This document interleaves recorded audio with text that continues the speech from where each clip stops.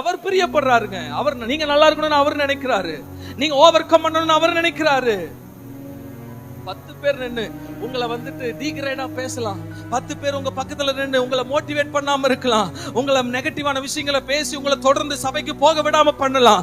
தொடர்ந்து நெகட்டிவா பேசி உங்களை பாஸ்டர் மேல இருக்கிறதானே அந்த ஒரு அபிப்பிராயத்தை குறைக்க பார்க்கலாம். But you have to stand firm with the word of God. நீங்கள் தேவனுடைய வார்த்தையை பிடித்துக் கொள்ள வேண்டும். இந்த பலிபீடத்தில் நின்று தேவன் பேசுகிற வார்த்தைகளை அப்படியே நம்ப வேண்டும். ஆமென். நல்ல மனுஷன், ஒரு நல்ல விசுவாசி எப்படி தெரியுமா இருக்கணும்? ஆமென். அவர் ஒரு தரம் விளம்பினார், நான் 2 தரம் கேட்டிருக்கிறேன். அவர் ஒரு தடவை சொன்னதை நான் மறந்துட்டேன் பாஸ்டர், அப்படி இல்ல. அவர் எனக்கு தந்த வாக்குத்தத்தத்தை நான் மறந்துட்டேன் பாஸ்டர், அப்படி இல்ல. எஸ், அவர் ஒரு தடவை தான் சொன்னாரு. எனக்கு அது 2 தடவை சொன்ன மாதிரி காதுல கேக்குது.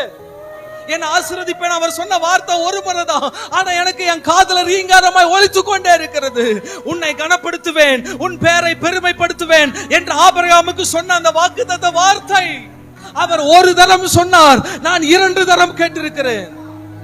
அல்லேலூயா, அல்லேலூயா. பிசாசு நீ நல்லா இருக்க மாட்டேன்னு சொல்லுவான், அது மட்டும் 10 தடவை நம்ம காதுல ஒலிச்சுக்கிட்டே இருக்கு. ஆனா ஆண்டவர் பேசுற ஒரு வார்த்தை, ஆமென், அட்லீஸ்ட் 2 முறையாவது உரைக்க வேண்டாமா? ஆண்டவருடைய வார்த்தைக்கு இடம் கொடுங்க. வசனம் சொல்லுது என்ன தெரியுமா? என்னுடைய ஆடுகள் என் சத்தத்துக்கு செவி கொடுக்கிறது. பிசாசுடைய சத்தத்துக்கு இல்ல. ஒரு ஆட்டு பட்டிக்குள்ள ஒரு கூட்டம் ஆடு இருக்கு, வெளியில நின்னு ஓனாய் கூப்பிடுது, அந்த சத்தம் தான் பெருசா தெரியுது ஆடுகளுக்கு. ஆனா ஆடுகளுக்கு யாருடைய சத்தம் பெருசா தெரியணும் தெரியுமா? தன் மேய்ப்பனாகிய தேவனுடைய சத்தம் பெருசாய் தெரிய வேண்டும். என்னுடைய ஆடுகள்னா அது என் சத்தம் கேட்கும்.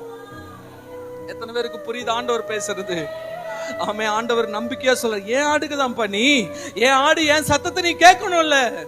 நான் ஒரு தரம் விளம்பினேன், நீ 2 தடவை அதை கேட்ட மாதிரி உன் உள்ளத்துக்குள்ள அதை உணர்ந்து நீ வச்சுக்கிறியான்னு ஆண்டவர் கேட்கிறார். நிறைய முறை சோர்ந்து போறீங்களா? நெகட்டிவான விஷயங்களை பார்த்து நீங்க சோர்ந்து போறீங்களா? ஆமென். ஒண்ணே சொல்றேன், நீங்க முறுமுறுக்கிறது தேவனுக்கு பிரியம் அல்ல.